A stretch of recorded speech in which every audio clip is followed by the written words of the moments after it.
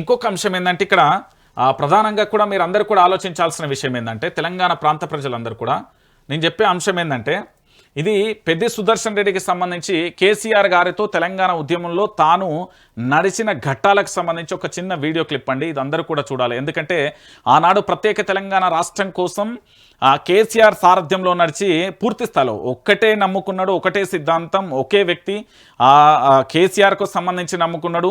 ప్రత్యేక తెలంగాణ రాష్ట్రం రావడమే కేసీఆర్ బాటల్లోనే నడిచిండు. పూర్తి స్థాయిలో కూడా కేసీఆర్ వెన్నంటే ఉండి ఒక తమ్ముడిగా పూర్తి స్థాయిలో ప్రత్యేక రాష్ట్ర సాధన కోసం కూడా పనిచేసే వ్యక్తి పెద్ది సుదర్శన్ రెడ్డి.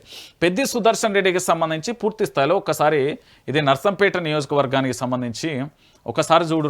ఏం పబ్లిక్ వైఎస్ రాజశేఖర్ రెడ్డి గారి మరణం తర్వాత ఉమ్మడి ఆంధ్రప్రదేశ్లో ఆ స్థాయిగా, నేను మళ్ళీ చెప్తున్నా, ఉమ్మడి ఆంధ్రప్రదేశ్లో ఆ స్థాయిలో తరలి వచ్చిన ప్రజలను చూసి నేనేమంటున్నానంటే జర్నలిస్టులు కన్నీళ్లు పెట్టుకున్నాడు, జర్నలిస్టులు కన్నీళ్లు పెట్టుకున్నారు, కవులు కన్నీళ్లు పెట్టుకున్నారు, కళాకారులు కన్నీళ్లు పెట్టుకున్నారు, మొత్తం సబ్బండ వర్గాలు కూడా కన్నీళ్లు పెట్టుకున్నాయి.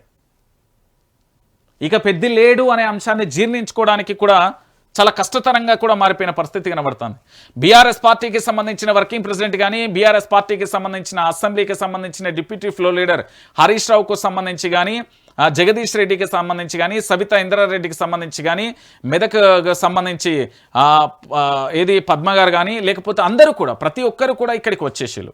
వినయ్ భాస్కర్ కానీ, తక్కలపల్లి రవీందర్ రావు కానీ, దాంతోపాటుగా నన్నపనేని నరేందర్ కానీ, బానోతు శంకర్ నాయక్ కానీ, పాడి కౌశిక్ రెడ్డి కానీ, పోచంపల్లి శ్రీనివాస్ రెడ్డి అయితే పాపం మొదటి నుంచి కూడా వాళ్ళ ఇంటికాడ ఏది టెంట్ కాడ నుండి మొదలు పెడితే, కుర్చీ కాడ నుండి మొదలు పెడితే అంతిమయాత్రకు కావాల్సిన ఆ రోడ్లు, ఆ లైట్లు, ఆ ఇసుక కట్టెలు, ఎవ్రీథింగ్ పోచంపల్లి శ్రీనివాస్ రెడ్డికి సంబంధించి మొత్తం అన్నీ తానై చూసిండు. స్నేహితుడు అంటే అట్లుండాలి. పెద్దికి సంబంధించి కన్నీటి పర్యటన అవుతూ పూర్తి స్థాయిలో కూడా ఆఖరికి ఆయన అంతిమ భౌతిక కాయం మీద కూడా బీఆర్ఎస్ గులాబీ జెండా కప్పిన తర్వాత నాకు తెలిసి ఆయన ఆత్మ శాంతించి ఉండకపోవచ్చు. ఎందుకంటే ఆయన కలలు కన్నా నర్సంపేట కానీ ఆయన కాపాడుకోవాల్సిన చాలామంది కార్యకర్తలు కూడా కన్నీళ్లు పెట్టుకున్నారు. అంటే ఆ కన్నీళ్లు ప్రతి మండల పార్టీ అధ్యక్షుడైనా లేదా అక్కడ ఉండే పదవులు అనుభవించిన, పదవులు లేకున్నా, అధికార పార్టీ కాంగ్రెస్ పార్టీకి సంబంధించిన నేతలు, తెలుగుదేశం పార్టీకి సంబంధించి అందరూ కూడా అక్కడికి చేరుకొని ప్రతి ఒక్కరు కూడా కన్నీటి పర్యతమైన దృశ్యాలు.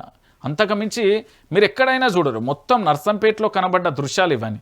ఎందుకంటే తెలంగాణ రాష్ట్ర వ్యాప్తంగా కూడా మీరు ఎక్కడ చూసినా కూడా ఇంతమంది పబ్లిక్ బహుశా కనబడరేమో అనిపించింది నాకు.